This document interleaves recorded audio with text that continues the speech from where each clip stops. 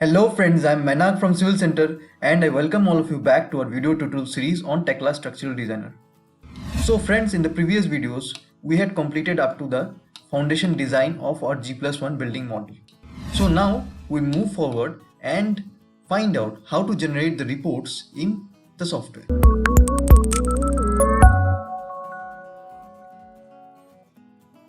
So I'll go to reports.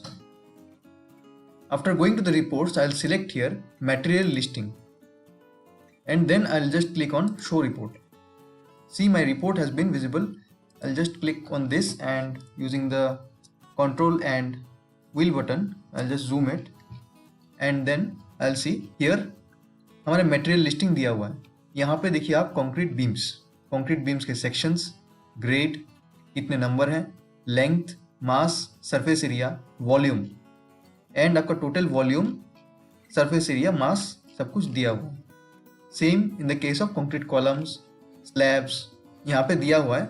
उसके बाद हम लोग देखते हैं यहाँ पे आपका पैड बेसिस यानी कि जो हमारा फुटिंग्स है उसका भी सारा डाटा यहाँ पे दिया हुआ है.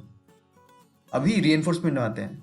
अभी हम यहाँ से फाइंड आउट कर सकते हैं कि हमारा जो प्रोजेक्ट है उसमें टोटल कितना मास आपका रीएनफोर्समेंट या सरिया यूज हो रहा है. यहाँ पे आप देख सकते हैं बीम्स में 4.49 टन आपका रीएनफोर्समेंट यूज हो रहा है एंड सिमिलरली कॉलम्स में 2.06 टन आपका रीएनफोर्समेंट यूज हो रहा है. सिमिलरली स्लैब्स में अब नीचे आप देख सकते हैं पैड बेस का दिया है यहाँ पे कितना हमारा रीएनफोर्समेंट लगेगा 151 kg यहाँ पे. उसके बाद हम आते हैं हम लोग कंक्रीट पे कितना m³ कंक्रीट रिक्वायर्ड होगा प्रोजेक्ट में वो भी दिया है.